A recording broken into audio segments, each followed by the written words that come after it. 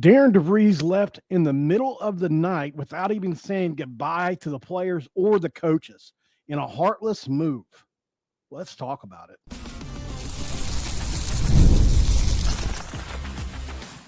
You are Locked On West Virginia, your daily podcast on the West Virginia Mountaineers, part of the Locked On Podcast Network, your team every day. What is up, guys? Welcome back in. My name is Mountaineer Paul. I am your host, and this is Locked On West Virginia. Appreciate you guys for joining, supporting the show, being here throughout the last few days as we've gone through a really tough situation as West Virginia fans. And as we dig further into this, we find out different things, and I've been able to independently confirm, and it's been floating out there, obviously. I want to talk about a couple things today as well, but I have been able to independently confirm some things about the way Coach DeVries has handled the exit and all that. But we're going to talk about that, but we're also going to talk about the Wren Baker press conference, what he had to say about the West Virginia job.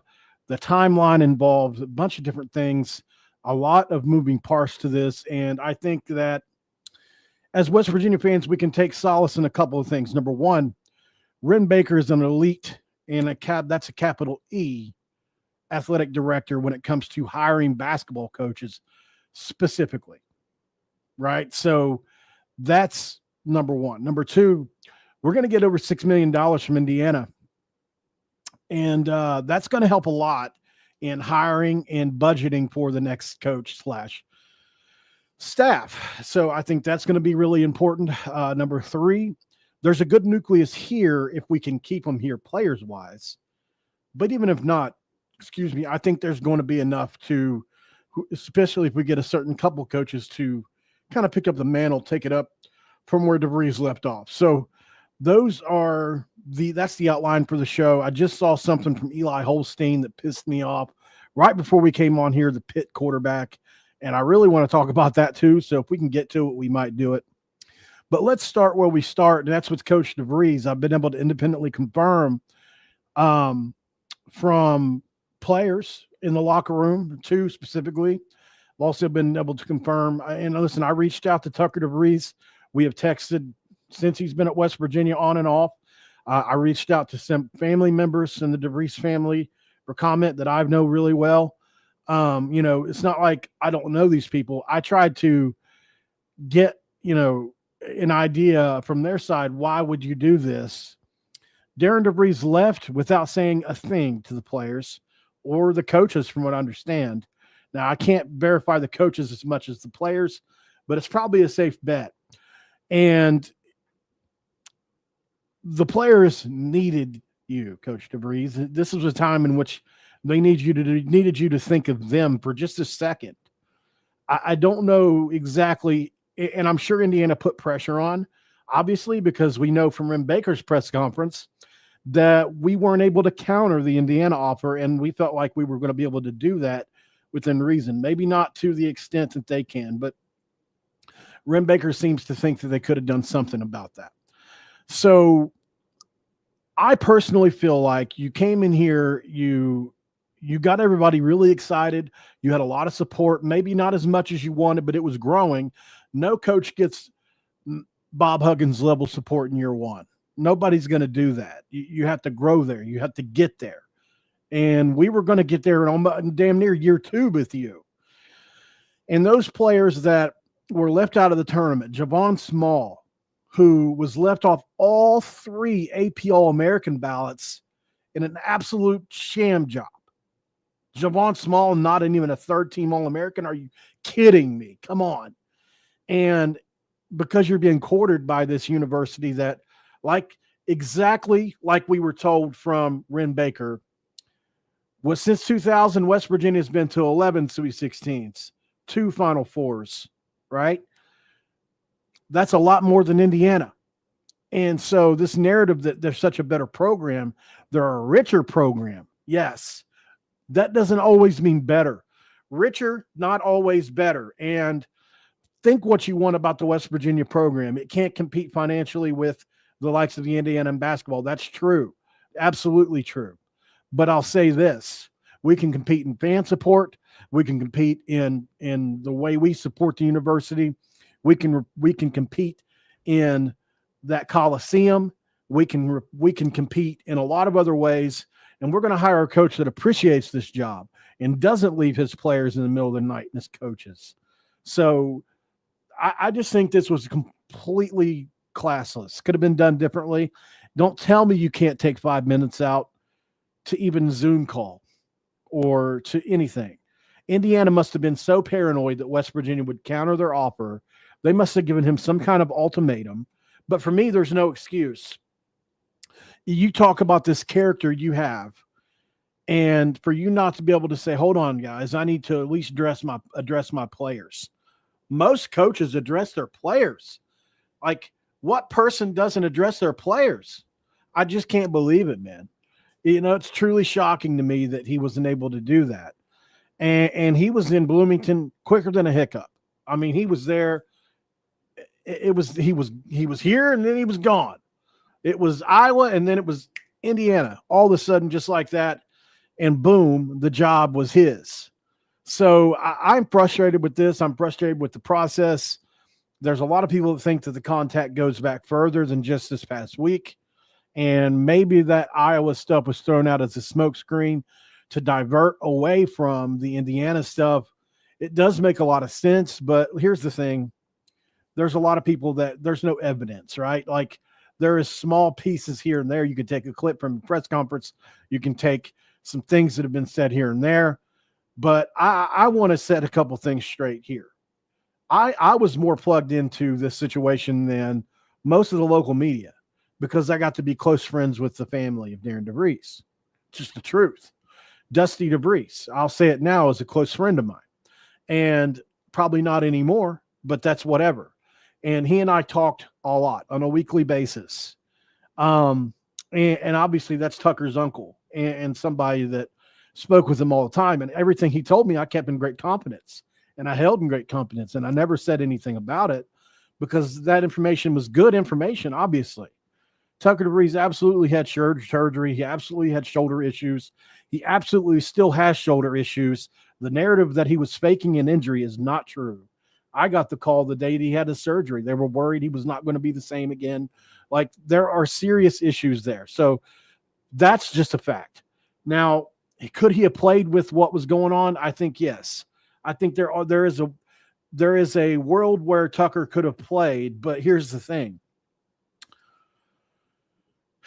How do I put this? So it was one of those injuries he could have played with, but he wouldn't have been 100%.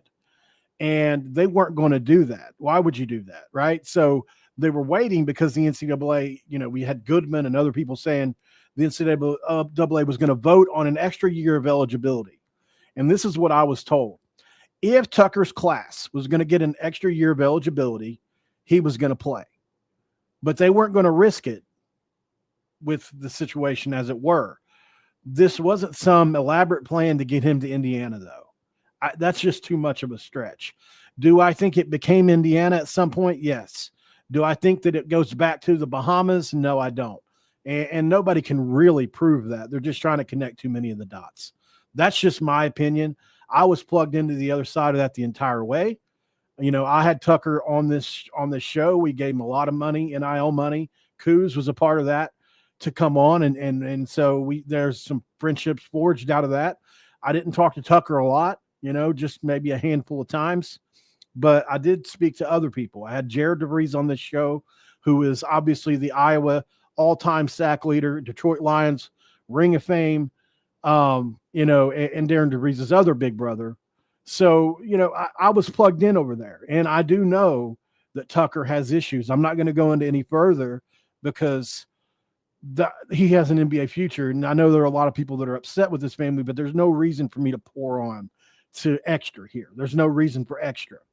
I just think that there is a narrative that people have tried to build that I don't necessarily agree with yet. I do think there is some maybe some tampering going on here with the DeVries in Indiana at some point late in the season. I don't think it was as early back as November. That I would have to see a little more. I'm not saying it's impossible. I'm just saying I need more. So, and what I'm more upset about, like I said earlier, How do you leave these players like you do?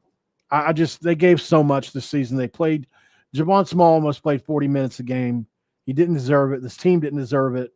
And I hope to God they stick around so they can come back and kick your ass next year. Let's go to break. On the other side of break, we'll talk about Rim Baker and what he had to say in the press conference. Got a lot written down here, a lot of good stuff. Stick around for that. This episode of Locked On West Virginia going to be brought to you by none other than Nissan. That's right. We talk about Nissan around here, of course. Guys, did you know that, oh, no, this is not Nissan. My apologies. This is Upwork. This episode of Locked On West Virginia is going to be brought to you by Upwork, not Nissan. Adam in the wrong order. Scaling your business requires the right expertise at the right time. With Upwork, you can find freelance marketing, development, design, and other experts that are ready to help you take your business to the next level. Upwork gives businesses flexibility by connecting them with top freelance talent across multiple industries, including IT, AI, web development, and marketing. Whether you need extra hands for a long project or if you need something simple and affordable, Upwork has got you guys. Find the right talent. That's what they can help you do. If you need help with your marketing campaign, they can connect you with a freelance expert who delivers incredible results. Cost-effective growth is all about Upwork. Obviously, instead of hiring full-time, Upwork helps find affordable top-tier freelancers to scale your business efficiently. Visit Upwork.com right now and post your job for free. That's free. And that's Upwork.com, Upwork.com, to connect with top talent and grow your business. You can do that today. And also, this episode is going to be brought to you by talking about Fabric by Gerber Life. Life moves fast, especially when you have a family.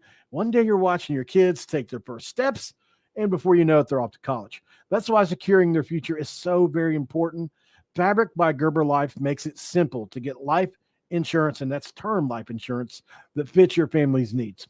With Fabric, you can apply term life insurance online, right from your couch. You could be covered in under as little as 10 minutes, and in many cases, no health exam is required, giving you peace of mind as a parent. I want to make sure my family is financially protected no matter what happens. Fabric gives you that peace of mind. You can get $1 million in coverage in less than a day, so protecting your loved ones doesn't have to break the bank. Join the thousands of parents who must trust Fabric to get and protect their families. You can apply today in just minutes. Meetfabric.com/lockedoncollege. That's meetfabric.com/lockedoncollege. These policies are issued by Western Southern Life Insurance Company, not even available in certain states. Prices are subject to underwriting and health questions. Make sure you go to fabricbygerberlife.com and join today. It's segment 2, and for the 4th straight day, we don't deserve the due. We have some Dr. P, though. We're going to go that route, trying to keep it rolling a little bit on the I need a little caffeine today, guys, to get through some things. So, like I just seen a comment say, I'm not mad that he went to Indiana, really. I'm not. I understand the move. But there's a way you move and go about certain things. I got a piece of hair hanging. There's a way you move and go about things. There's a way you handle things. There's a way you go about your life. When you walk a certain walk, or when you talk a certain talk, specifically Darren DeVries, like you did, I would have bet $1 million that you wouldn't have done this. I'm just going to be honest. The way you acting on the sidelines, jumping up and down, picking up Eduardo Andre off the floor, the way you helped Andre off the floor, I would have never thought that you would have left Andre behind and never said goodbye or thank you or kiss my ass or anything. But that's what you did. There's no excuse for it. I asked a specific player about this earlier. I said, why do you think he did it? And his quote, I'm going to get the quote here. Here's his exact quote was, "That's just how he moves, I guess." And he put that emoji up. That's just how he moves. So these players are heartbroken, man, and they're pissed, to be honest. So I can't wait for them to all hopefully stick together. If that's under Frazier or whoever it is, I don't care.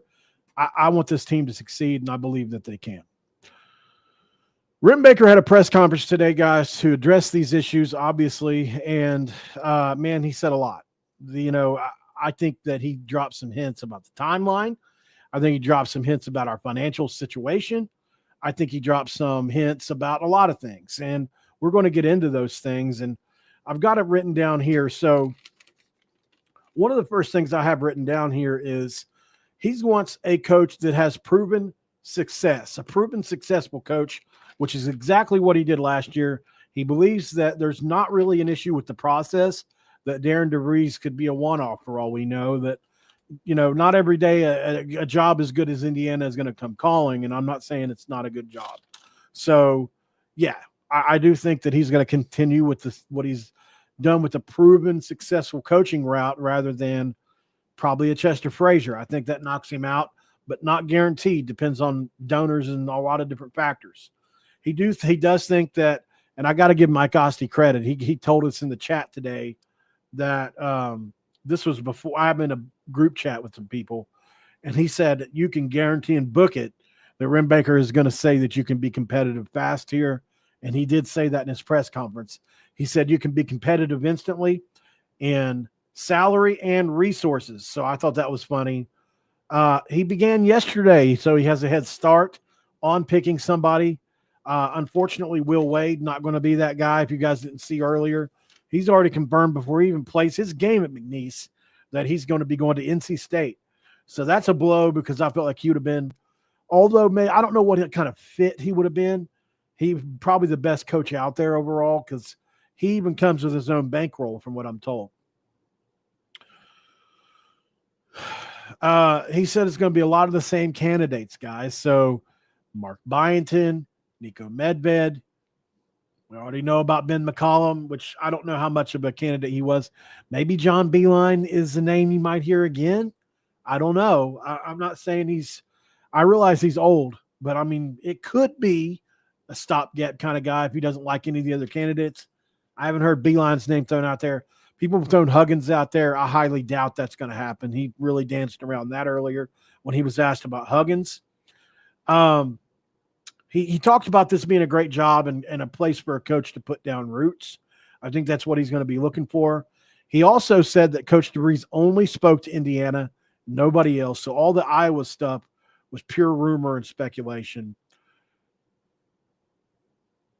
He mentioned the recent history, which I talked about earlier, between us and Indiana comparatively. Since 2000, we have one more NCAA tournament appearance, three more Sweet 16 appearances with 11.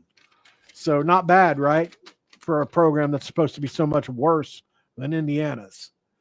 Let's see here. I got some others. Let's see. He said his job is to go out and get the best coach, and you want other people that others covet. There are coaches you could bring here, and they're still a risk. This is a place that's all about fit, and they spend a lot of time searching the process and hammering that away. He talks a lot about the spotlight and that fishbowl effect that it's like in West Virginia. He said that knowing is wrong with the process. Nothing's wrong with the process. The characteristics are similar. He also said that he hasn't identified if they're going to use a search firm. This right here, guys, is in a very important detail. If we hear that they've hired a search firm, you could go ahead and book. This is going to be a couple weeks. Here's what I'm guessing. This is just a total guess. I'm going to say this is my prediction.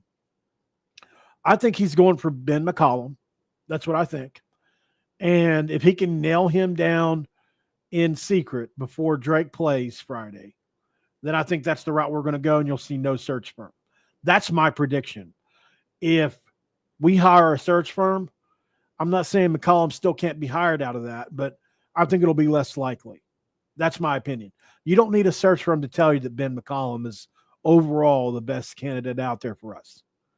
That's just how I feel. Now, there are other people. I do think Calhoun is another guy that maybe you don't need a search firm to go talk to. But once you get past those two, there are other names. Obviously, Medved, another guy. Byington, maybe at Vanderbilt. I think, we're a better job. So maybe you can talk to Byington, although he may be pissed how he was chosen over last year. Excuse me, I don't know. But I do think that there are 2 or 3 guys that if Rimbaker, because you can call 2 or 3 guys today. You can get a feel on the phone today where McCollum is interested. So why not? Let's go to a quick break. On the other end of the break, we'll get done with this Rimbaker press conference stuff, and we'll do some final thoughts on all this. Stick around. This is Locked On West Virginia.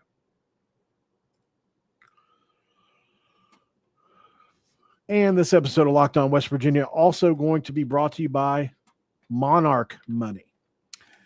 Ever check your bank account and wonder, where did all my money go? Well, between dining out, shopping, entertainment, it's easy to lose track. That's where Monarch Money comes in, your personal CFO, giving you full visibility and control over your finances. Monarch Money isn't just a budgeting app. It's a complete financial command center so you can track all your accounts, investments, and spending in one place. So you can just stop managing your money and start building your wealth. That's what you want to do. Instead of juggling multiple apps, there's an all-in-one convenience with Monarch Money to check your finances, track your spending, and even plan long-term goals. Take control of your Monarch Money today with your Take control of your finances today with Monarch Money. Use code LOCKEDONCollege at monarchmoney.com for 50% off your first year. That's monarchmoney.com/LockedOnCollege for half off your first year. Yay, we can say something that rhymes. It's segment 3. Let's crack a Dr. P. That's the only reason I do these shows, just so I can rhyme. But you know what? I'm still addicted to the Mountain Dew. I know it's only funny to me. Everybody else probably rolls their eyes when I do that. All right, so back to some of the Rimbaker stuff that he talked about. Buyout for Indiana, by the way, and if you haven't heard this, over $6 million. That's a lot. Absolutely a lot of money. Interesting to see that's a good piece of money to start out with for the staff, for the program. It's going to help in this era of revenue share. So that's a good place to start. Just saying. He also said that he doesn't have any regrets. He talked about the Tucker DeVries injury and how it was legitimate, obviously. And then they asked him kind of about, how hard it's been and stuff like that. And it has been hard on him, all these different coaching hires. But I think he loves it. I think personally, and I've been told this by a former West Virginia staff member, Rimbaker likes being in the spotlight. And I think that shows through on camera. He enjoys this.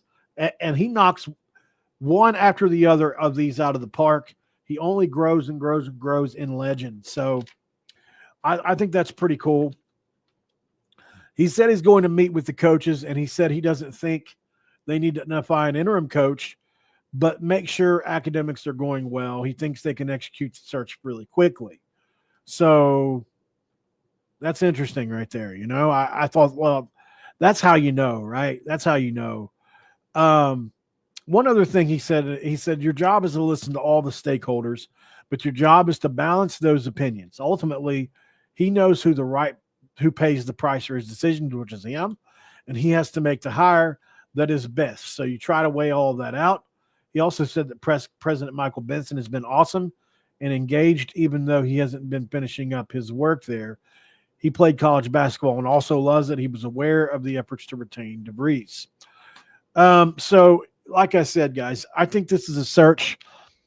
Depending on, we all need to be, unfortunately, root against Drake on this coming Friday. I think it's Friday, right? Let me make sure. Let's see.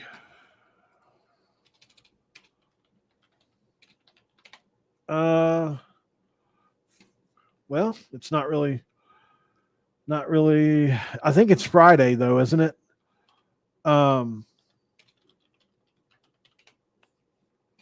There it is. Okay, yeah. So tomorrow, actually it's Thursday. Okay, so they play tomorrow.